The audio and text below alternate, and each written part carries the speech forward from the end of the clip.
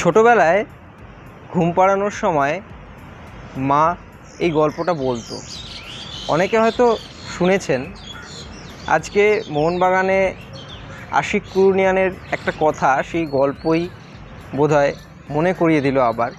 আপনাদেরও অনেকেরই জানা একটা ভাল্লুকের গল্প ও দুই বন্ধু তারা জঙ্গলে বেড়াতে গেছিলো এবং সেখানে হঠাৎই এক ভাল্লুকের আক্রমণ, এবং সেখানে সেই ভাল্লুকের আক্রমণ দেখে এক বন্ধু যে গাছে চড়তে পারে সে গাছে উঠে পড়ে, এবং আরেক বন্ধু যে গাছে চড়তে পারে না সে নিঃশ্বাস বন্ধ করে মাটিতে শুয়ে মরার ভান করে।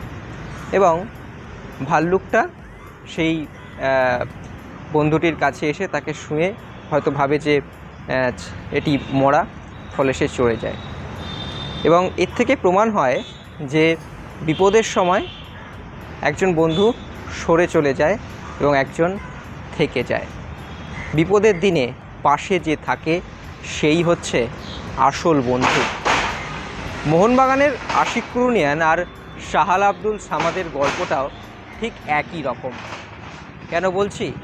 শাহাল আব্দুল সামাদ এবং আশিক কুরুনিয়ান দীর্ঘ চোট সারিয়ে তারা দলে ফিরেছেন, এবং আশিক কুরুনিয়ান একটা দীর্ঘ চোট ছিল তার, এবং সেই সময় পাশে থেকেছেন শাহাল আব্দুল সামাদ। এবং ভাগ্যক্রমে তারা একই রাজ্যের খেলোয়াড়, একই রাজ্যের বাসিন্দা, ফলে দুজনের এই মধুর সম্পর্ক কিন্তু অনেক অনেক অনেক দিন পুরনো। অনেক খারাপ সময় তাদের মধ্যে দিয়ে গেছে, কিন্তু কেউ কখনো কারুর হালটা ছেড়ে দেয়নি, এবং সবাই একে অপরের পাশে ছিল। যখন শাহালের চোট লেগেছিল তখন শাহালের পাশে আশিক কুরুনিয়ান দাঁড়িয়েছে, আশিকের যখন চোট ছিল তখন শাহাল আশিক কুরুনিয়ানের পাশে এসে দাঁড়িয়েছে। এবং আজ যখন সিনিয়র দলের ওই চেঞ্জটা হয়েছিল, ফাইনাল ম্যাচে ওই চেঞ্জটা হয়েছিল, তখন বোধহয় সব বন্ধুত্ব সেখানে গিয়ে মিশেছিল, এবং সেই সম্পর্কটাই কিন্তু এই মোহনবাগান দলে আবারও ফুটিয়ে তুলছেন শাহাল আব্দুল সামাদ ও আশিক কুরুনিয়ান। বিপদের দিনে যেরকম একে অপরকে ছেড়ে চলে যায়নি বন্ধু, ঠিক সেরকম মোহনবাগানের এই দলটাকে নিয়ে জয়গাঁথার স্বপ্ন দেখছেন দুই বন্ধু। আশিক কুরুনিয়ান এদিন সাংবাদিক সম্মেলনে এসে এই দুই বন্ধুর মধুর সম্পর্কের কথাই জানালেন। শুনে নিন।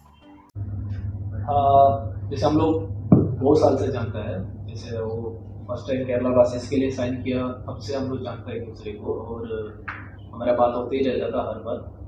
तो हमें मन था कि एक साथ खेलूँ एक टाइम में। तो जब वो इधर साइन करने वाला था, मैं बहुत खुश था कि एक तो मेरे को एक केरला में मिल रहा है, ऊपर से उसका गेम मुझे बहुत पसंद है।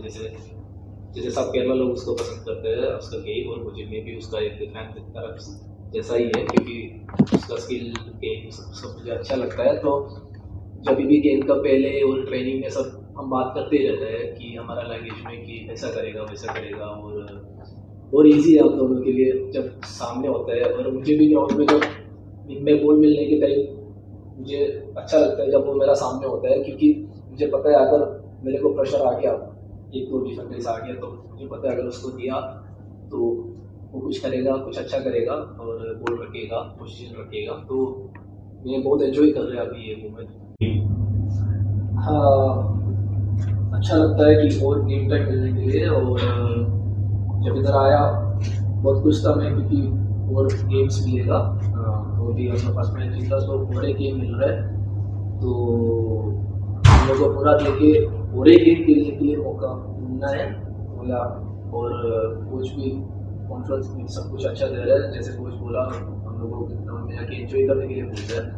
जब विदाउट प्रेशर एंजॉय करके खेलता है बहुत मज़ा आता है ग्राउंड में। क्योंकि जब ISL खेलता है अभी कलकत्ता में 60,000 अंडर क्राउड में खेलने के टाइम, वो भी फुल स्कोर का साथ, और इम्पोर्टेंट मैचेस खेलने के टाइम, स्पेशली हम लोग लास्ट ईयर जो सीज़न खत्म हुआ उसमें हम लोग शील्ड के लिए खेल रहा था, और हर एक मैच बहुत इंपॉर्टेंट था। तो थोड़ा प्रेशर भी होता है, क्योंकि जब आप इंडिया का सबसे बड़ा क्लब के लिए खेल रहे हैं तो थोड़ा ज़्यादा प्रेशर होता है कभी कभी।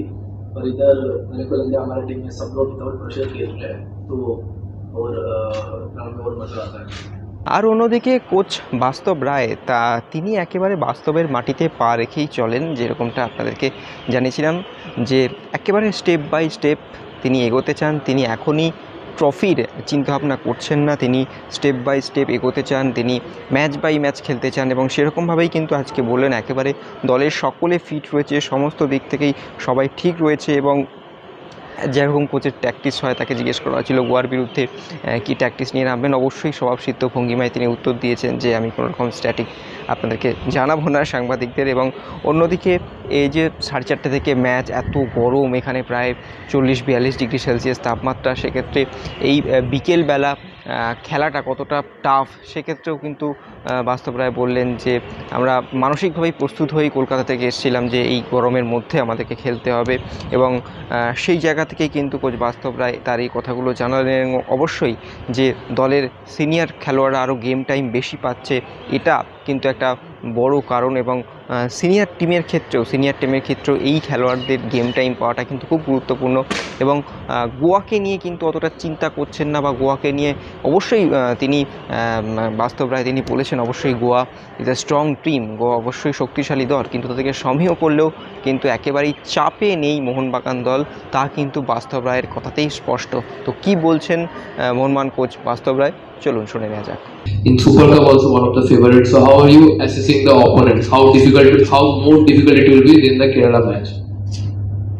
How I am assessing, I am not expert here, but he is no doubt is a better and stronger team than Kerala. So my job is not easy, but my players are focused and ready. I tell my players to go and enjoy the 90 minutes. One more question. We generally see Mohanbagan training and also playing their game mostly after 5 p.m. in Kolkata. So is it bit problematic here to play the game at 4:30 p.m. kickoff for the footballers? No problem. We are mentally prepared. The match is 4:30. It is our problem. We are not coming here. Coach, yourself have started believing that Mohanbagan can be champion as well? No, not right now. Win the first match is good for us because we get one more chance. Obviously, it's a semi-final game. If you win, you get one more chance match. After that, we think we are champion or runners. But not right now. We are going to by game. One match win, we get one match is more important for me and for my young boys. Extra time.